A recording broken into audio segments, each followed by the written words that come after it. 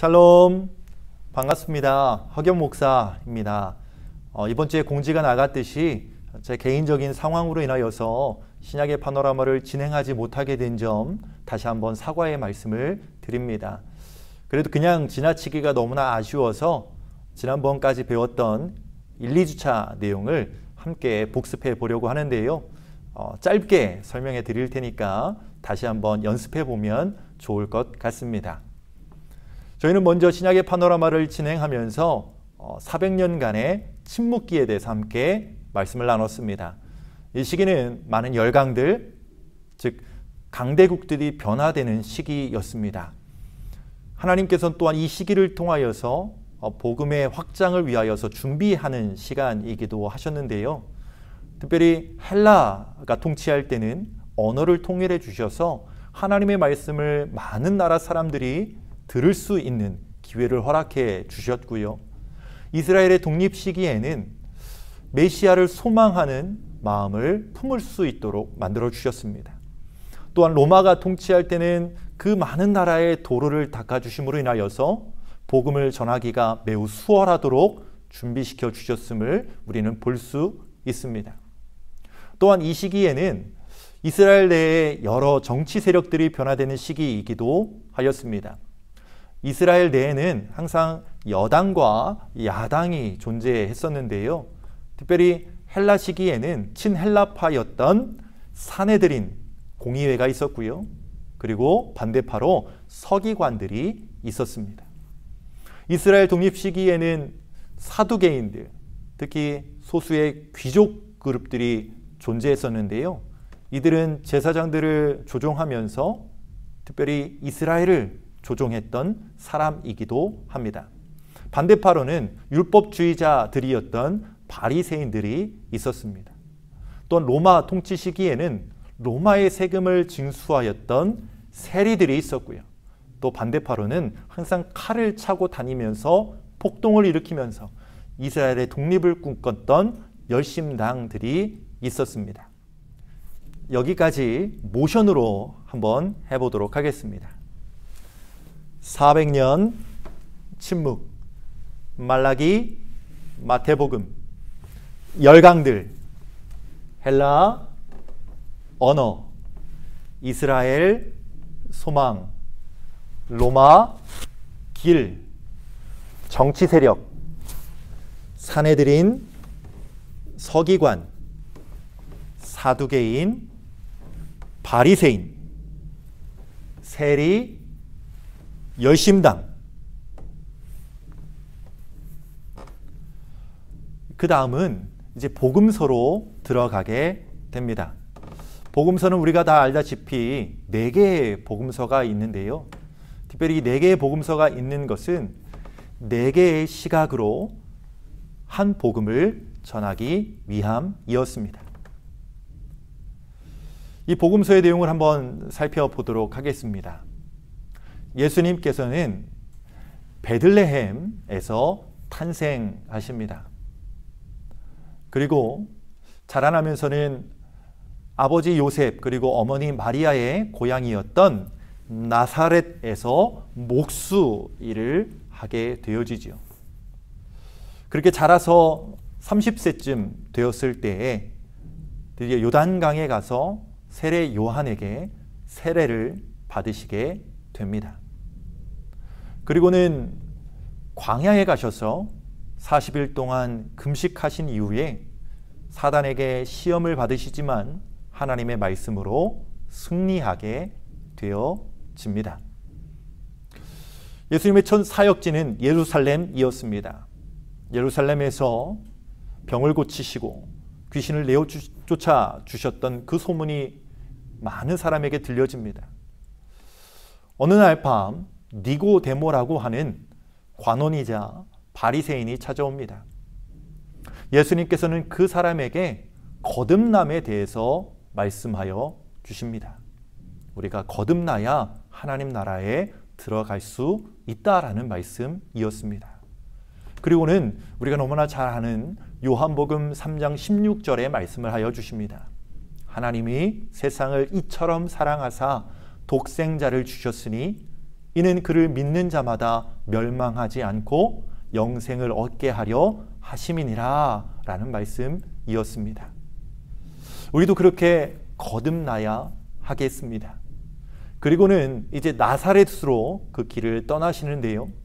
가던 길에 사마리아 수가라는 지역에서 우물을 뜨고 있는 한 여인을 만나게 되어집니다. 이 여인은 5번 결혼에 실패하고 지금 함께 사는 남자와도 합법적인 결혼 생활을 하고 있지 못한 여인이었습니다.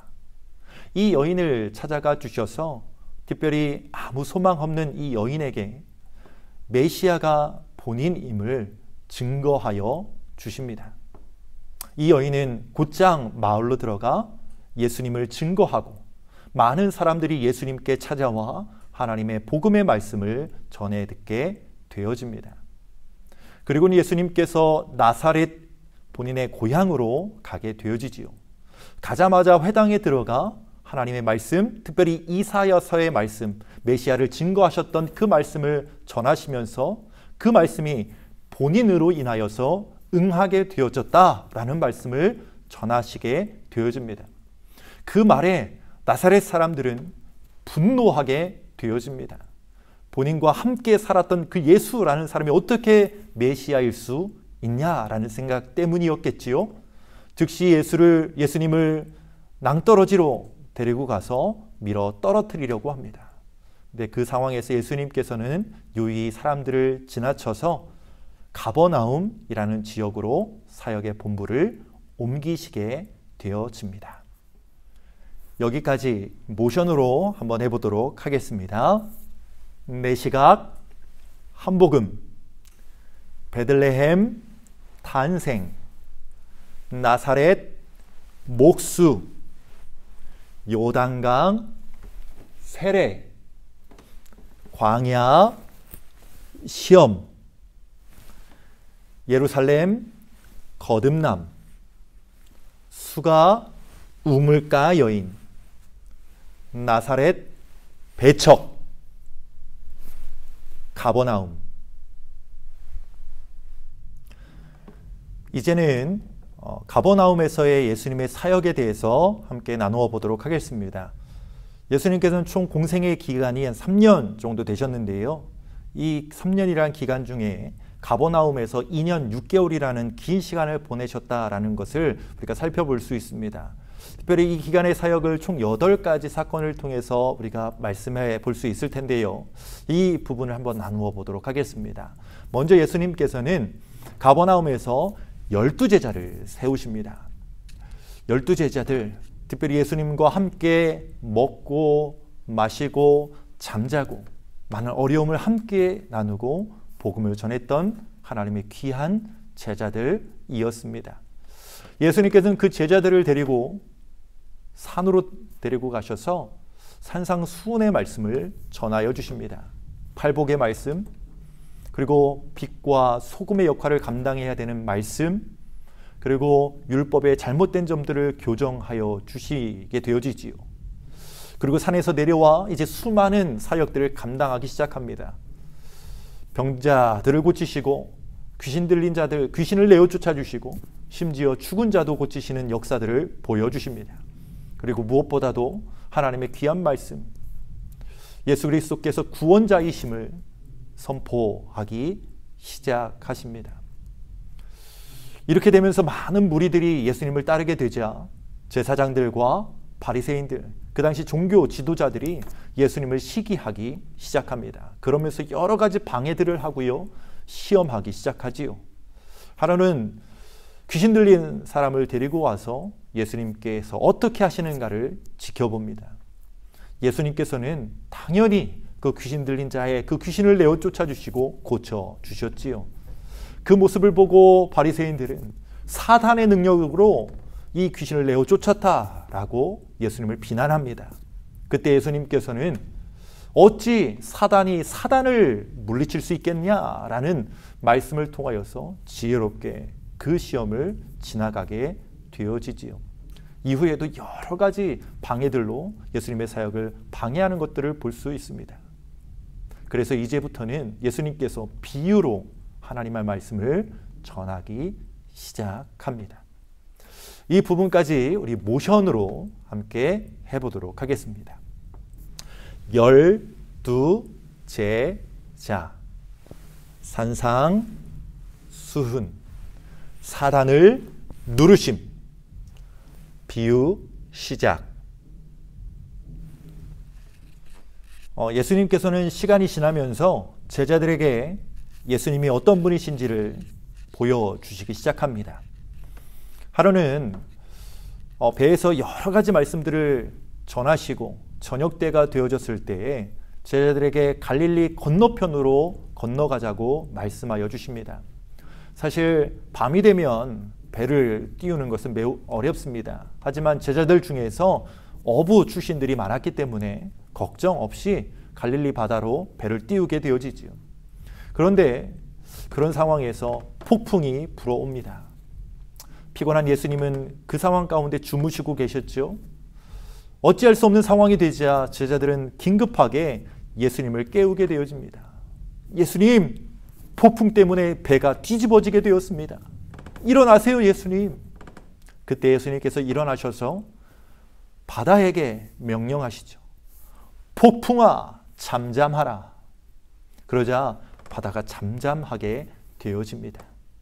제자들은 그런 예수님을 보면서 과연 예수님이 누구이시길래 자연도 이 바다도 그 명령에 순종하는가 놀라게 되어지지요.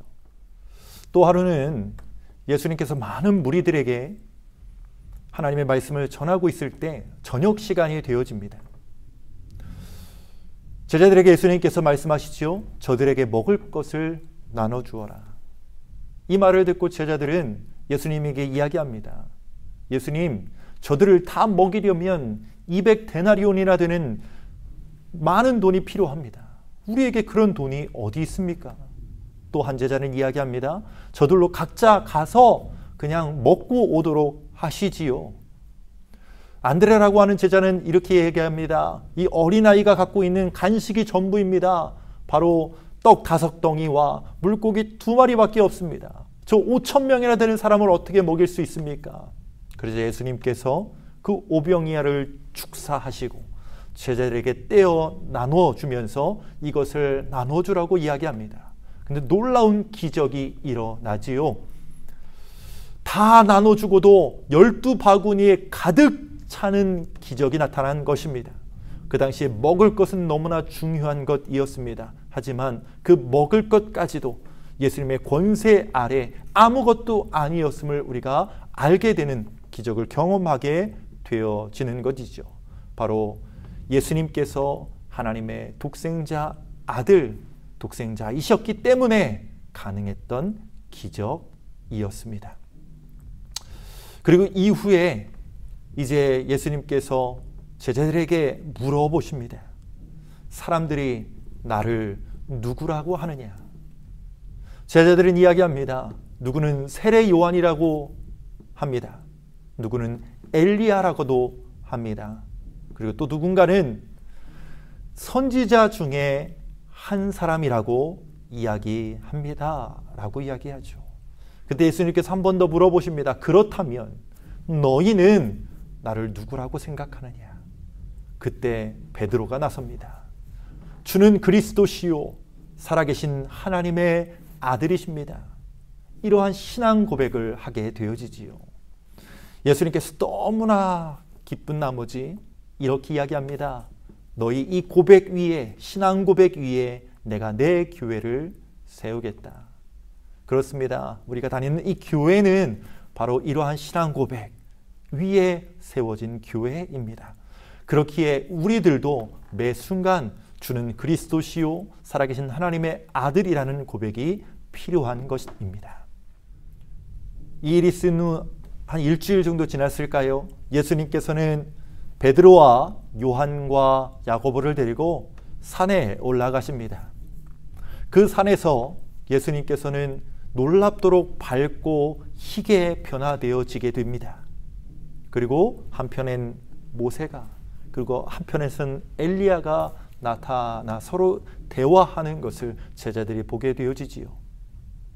그런 모습들이 사라지고 난 이후에 제자들이 예수님께 이야기합니다. 주님, 여기에 초막집을 짓고 살고 싶습니다. 이곳에서 사는 것이 너무나 행복할 것 같습니다. 라고 이야기하지요. 하지만 이 변화산의 모습은 실상은 예수님께서 십자가에 달려 죽으셔야 된다라는 사실을, 그 사실을 처음에 증거하기 위한 사건임을 우리는 기억할 수 있어야 하겠습니다. 여기까지 우리 모션으로 한번 해보도록 하겠습니다. 폭풍아 잠잠하라. 무리를 먹이심. 신앙 고백. 변화산. 자, 이제는 우리 처음부터 지금까지 했던 부분을 우리 모션으로 이어서 해보도록 하겠습니다. 400년 침묵, 말라기, 마태복음, 열강들, 헬라, 언어, 이스라엘, 소망, 로마, 길, 정치 세력, 산헤드린, 서기관, 사두개인, 바리새인, 세리, 열심당, 내시각, 한복음, 베들레헴, 탄생, 나사렛, 목수, 요단강, 세례, 광야, 시험, 예루살렘, 거듭남, 수가, 우물가 여인, 나사렛, 배척, 가버나움, 열두 제자, 산상, 수훈, 사단을 누르심, 비유, 시작, 폭풍아 잠잠하라, 무리를 먹이심, 신앙 고백, 변화산. 자, 모션을 해보니까 어떤가요? 내용이 많았던 것 같지만 실상 해보니까 짧게 지나가는 것을 볼 수 있지요. 여러분 포기하지 마시고 끝까지 신약의 파노라마 함께 해주시기를 부탁드립니다. 여러분에게 정말 귀한 시간이 될 수 있을 거라 확신합니다. 끝까지 저와 함께 신약을 우리 마스터하는 귀한 시간 되기를 간절히 소망합니다. 다음 주에 뵙겠습니다.